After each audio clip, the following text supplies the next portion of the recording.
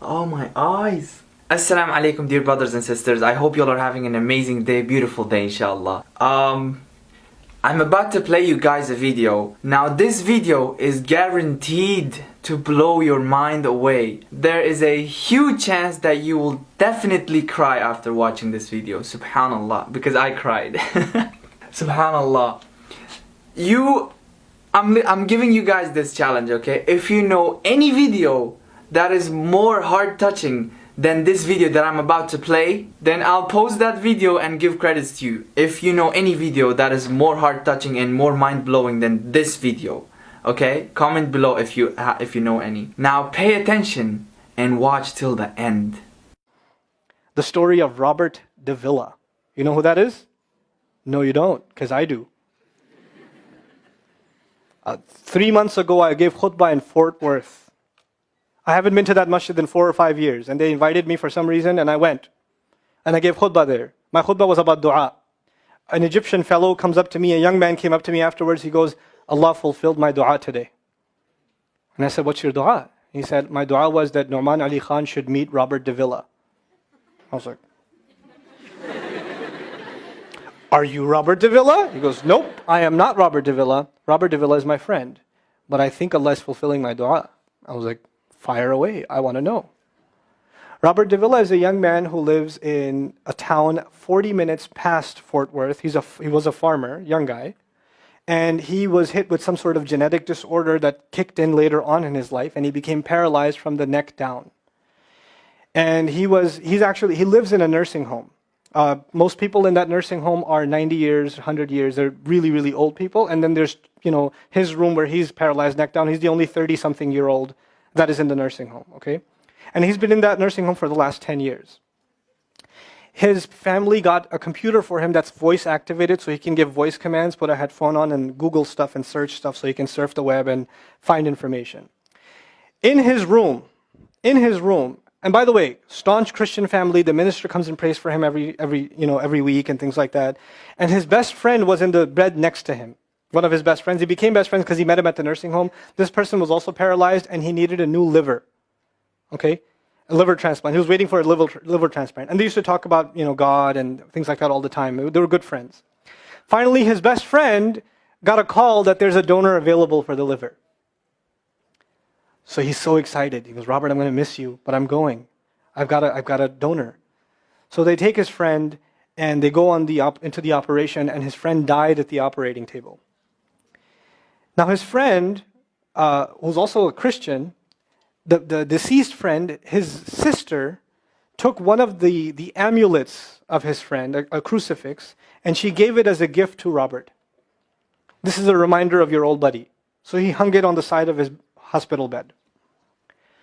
Robert Davila lives a pretty decent life in there. The nurses take care of him. He's a happy guy.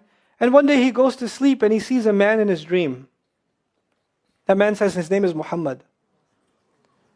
And he says, pointing at the crucifix, God did not send messengers so they would worship the messengers. God sent messengers so you could worship God.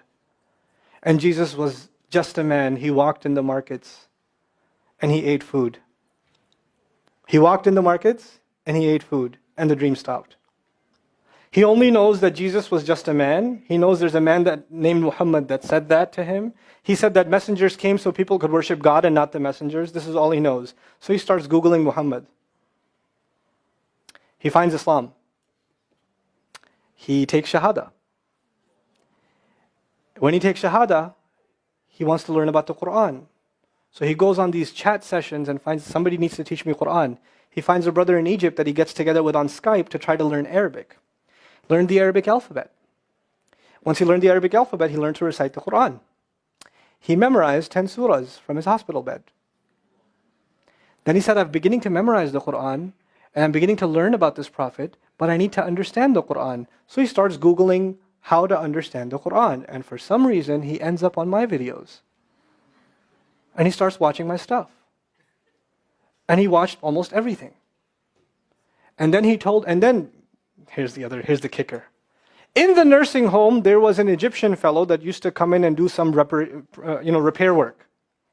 The Egyptian fellow has his own awesome story. The guy had basically lost faith. He wasn't religious. The nearest masjid to him was 50 miles away. So he didn't really go to Jum'ah much anymore. But he felt a spiritual void, so he started going to the church just to feel closer to Allah. Raised Muslim. He goes to the church just to feel closer to Allah. He's passing by Robert's room one day and he hears, وَالْعَصْرِ إِنَّ الْإِنسَانَ لَفِي خُسْرٍ. So he walks into his room and says, Robert, what are you listening to? Robert says, nothing. That was me. And the guy says, you're Muslim? He goes, yeah, I became Muslim. And now this friend is in shock. How does Allah guide someone in the middle of Churchtown, USA, in a nursing home, with a crucifix on the side of his bed that he doesn't even have the physical strength to move, and the guy himself says, I want to come back to Allah. So he tells him about his, the friend he found online, Nouman Ali Khan. So the Egyptian fellow starts watching my videos. And then he says, I wish I could meet him one day. And he says, okay, I'll pray for you. And after 5 years, that Egyptian friend shows up at the same masjid that I haven't been to in 4 years. And after Jum'ah says, I think Allah wants to fulfill my friend's dua and my dua. So I said, I think He does. Let's go. So I took a few of us and we went. And we met with Robert. We had a beautiful conversation with him. And inshallah, for Eid, we're going to go to his nursing home again. The nursing home was pretty shocked. You're all here to meet Robert? Like, yep. Why do you want to meet him? He's an inspiration. I'm like, okay, let me check if we can. And they had to call the hospice administrator and all this stuff, and then eventually let us in. And Robert's in shock. And then I meet with Robert, we're talking, and I was like, hey, Robert, so I heard you memorize some surahs. He says, yeah. Can you recite one for me? So he recited Surah Al-Asr. Not one of us was not crying. We're just in tears. When somebody turns to Allah, don't worry about the means. Guidance will come. Balance will come. I want to tell you some more about Robert because young guys are here. Young guys that play basketball. Young guys that are healthy. Young guys that have ambition. I told you, what's his paralysis? From where to where? Neck down. He has a special wheelchair that has to hold pretty much every part of his body in place. He can't just sit in a wheelchair. It holds his neck and it holds every other part of his body in place because he has no control over his limbs. And he has to have a special van where the wheelchair locks in so that if it goes through a bump or whatever, he doesn't, receive the shock. So he made a request. He wants to go to the Friday prayer. They didn't have the special van, so they put him in a regular van. And so he went in the regular van and a few bumps and his spine got even more hurt. He went to Jumu'ah. He came back in excruciating pain. And they said, I'm sorry, Robert, you're no longer able to sit in your wheelchair. You're going to have to stay in your bed for the next 6 months at least. If you see recovery, then you can get back up again. I met him in that span. He had already been in that bed for 3 months already.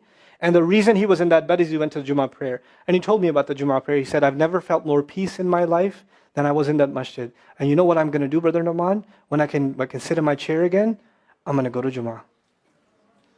I'm going to go to the masjid because I've never felt like that before. There's someone who has nothing but control over his mouth and his eyes. And he says, I only find peace in the masjid. And here we are. These masajid, I don't care what ideology, what school of thought, what they're talking about in the masjid, what fitna is there. I don't care. It's still Allah's house. Just go to pray. Don't go there to talk to people. Go there to talk to Allah. Just go to talk to Allah.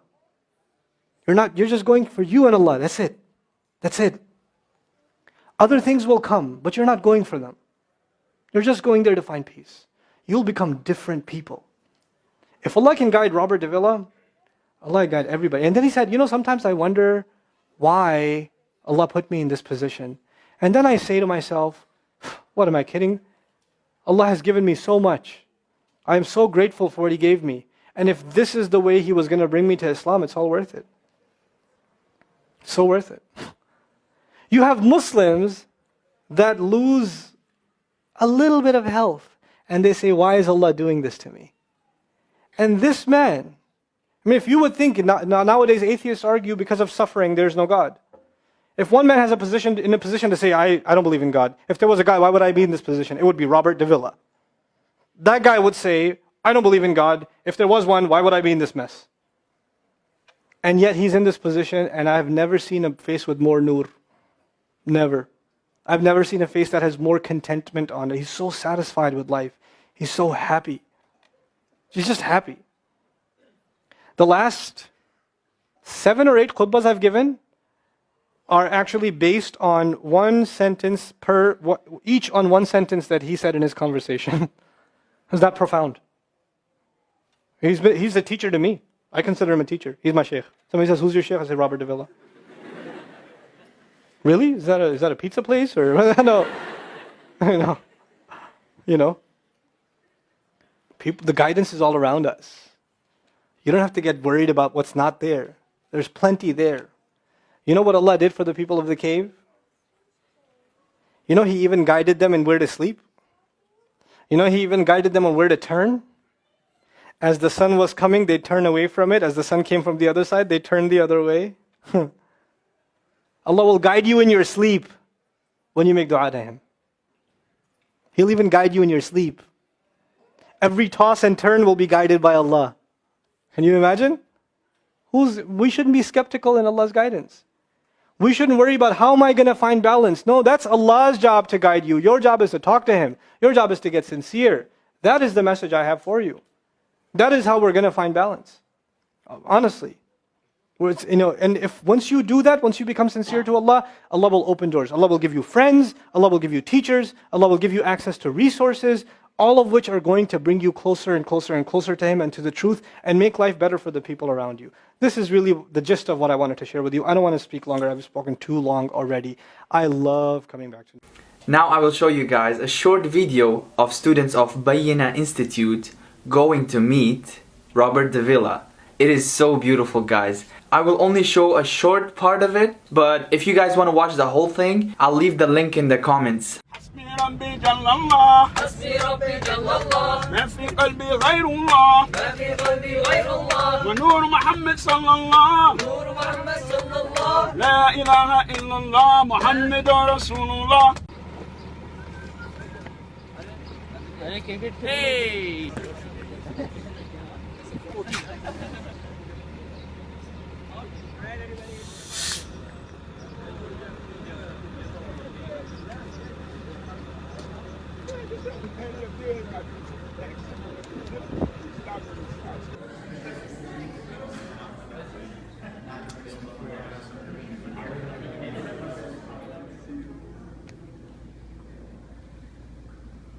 He is not able to project his voice that much, but if you feel you can, I'd like you to say a few words to the students. You think it'd be okay? Yeah? Okay, let's turn them around, inshallah. Lower it down some. I'm leaning back a little far. Alright. Where would you like me to start? No. Just whatever you'd like to say to the students. I don't know what to say. Thank you all for coming here and praying, and thank you Ustaz for coming here and giving khutbah, and I'm really blessed to have all of you here, and it's an honor, it really is, to be here with other Muslims and to be able to pray Jummah prayer, and because really I'm the only Muslim here.